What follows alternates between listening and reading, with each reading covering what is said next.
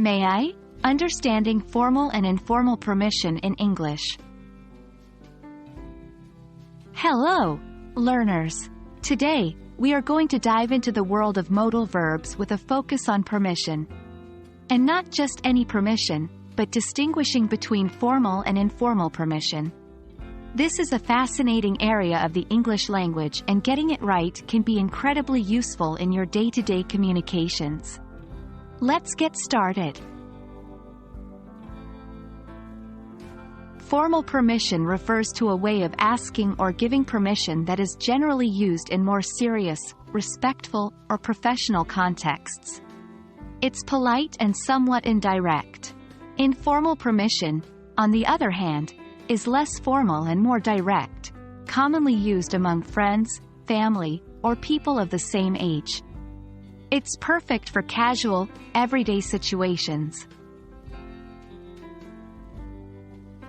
When we talk about permission, there are three modal verbs that often come into play: can, could, and may.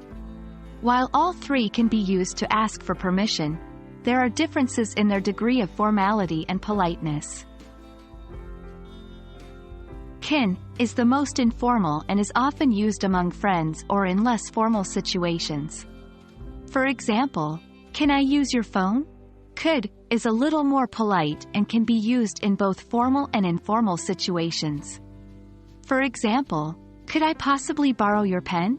May is the most formal and is often used in formal situations or when being particularly polite. For example, "May I leave the room?" Let's dive into some more examples to illustrate these points. Informal permission: "Can I take the day off tomorrow?" "Can I grab a soda from the fridge?" Formal permission: "May I be excused from the meeting tomorrow?" "Could I possibly request a day's leave next week?" Notice how the formal examples are more indirect and polite.